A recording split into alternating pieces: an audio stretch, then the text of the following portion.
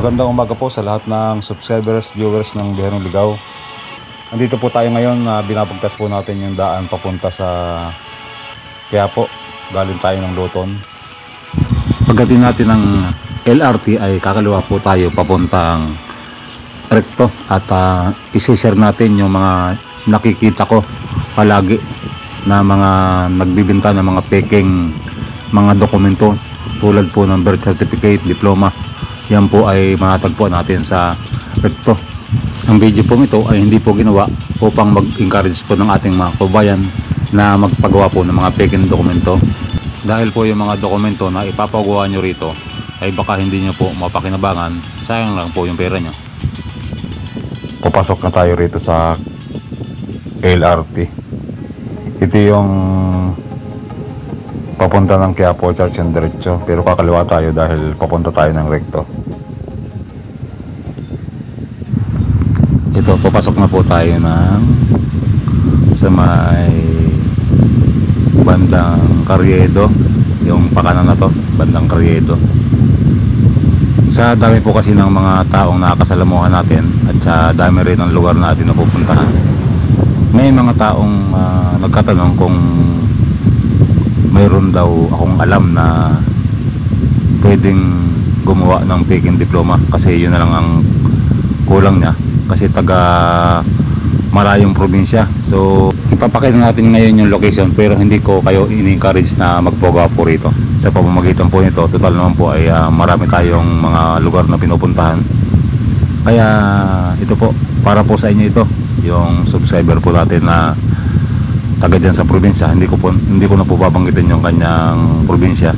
Ito po, doon sa nagkatanong kung mayroon po tayong alam na paggawaan ng mga peking dokumento. Andito na po tayo. Sana na po ay napapanood nyo itong video ito ngayon. Panoorin nyo pong maigi. Tayo sa bandang Avenida Rizal.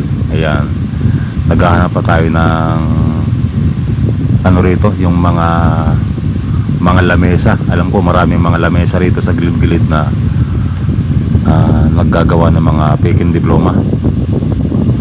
Ayan, ilalim po ng LRT. Dito po yan sa may bandang papasok ng Recto Avenue.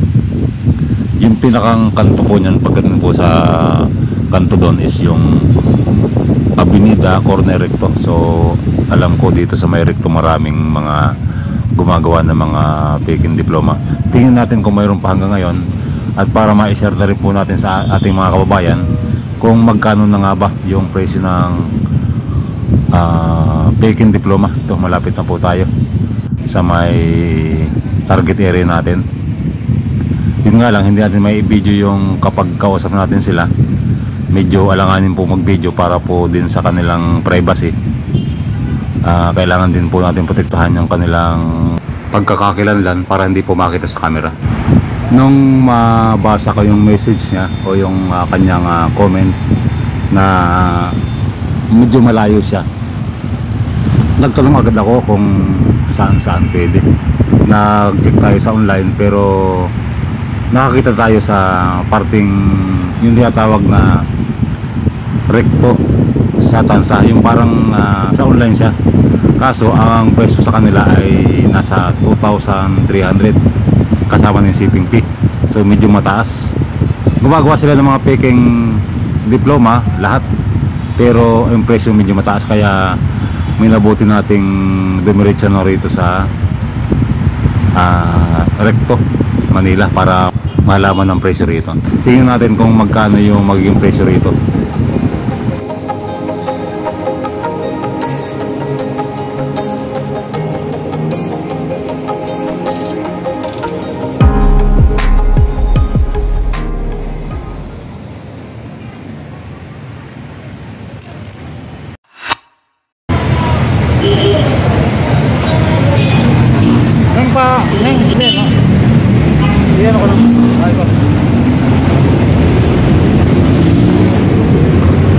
Ito yung kanilang diploma, red ribbon, IDPRC license.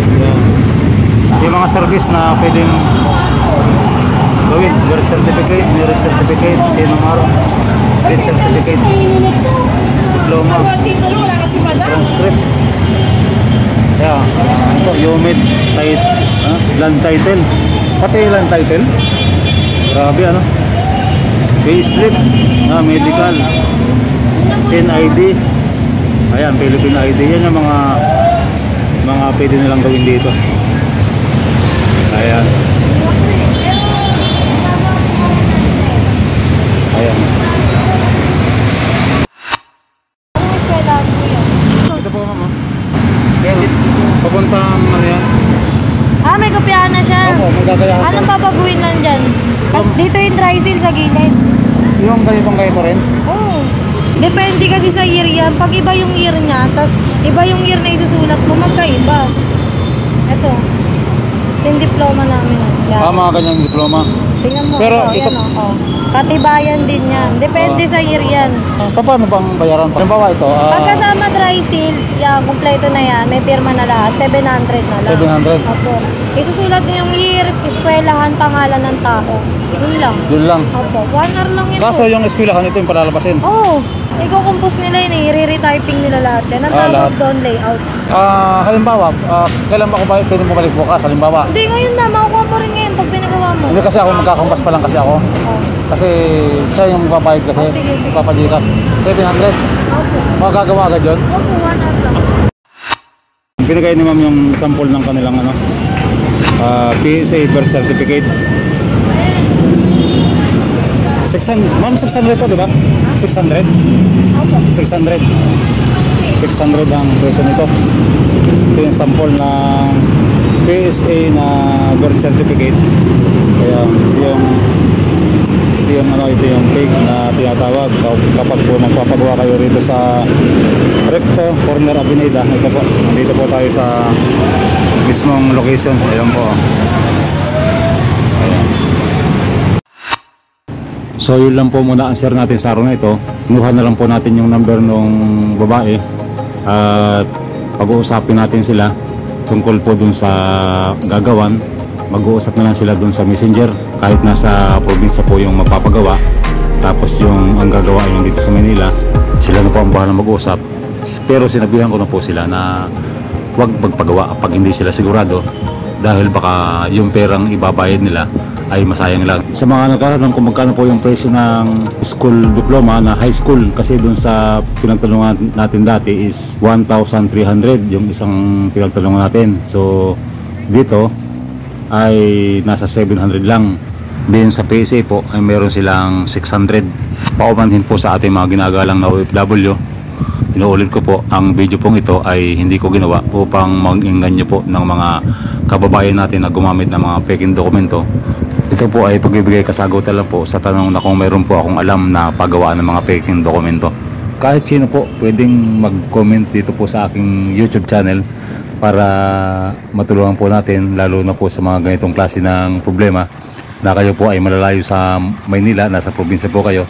Sayang naman po yung pera nyo, naluluwas po kayo para magtanong lang po kung magkano po yung presyo ng mga dokumento na kailangan ninyo. Paalala ko lang po sa mga gusto po mag-abroad at gagamit po ng mga peking dokumento, huwag nyo pong sayangin yung oras at saka yung pera ninyo. Mahirap po kasi yung nakapila ka sa DFA tapos dala mo yung peking dokumento tapos kukuha ka ng passport. Malamang sa malamang po ay siguradong madidinay po yan. Para sa iba po na may mga katanungan, mag-comment lang po kayo sa aking YouTube channel at tutulungan po natin kayo. Hindi man po pera yung ating maitulong sa inyo, pero sa suporta po na kailangan nyo. Marami po kasi tayo mga lugar na pupuntahan. Bilang biyahirong ligaw po ay nakakarating tayo sa iba-ibang lugar sa Metro Manila, gayon din po sa labas ng Metro Manila, tulad po ng Bulacan, Pampanga, Tarlac, Nueva Ecija, Pangasinan, Baguio, La Union. So maraming salamat po sa inyong panonood sa aking YouTube channel. Don't forget to click the notification bell para po updated kayo sa mga susunod kong video, at huwag niyo pong kalimutan mag-subscribe, mag-like at mag-comment. Maraming salamat po at magandang araw po sa inyo lahat.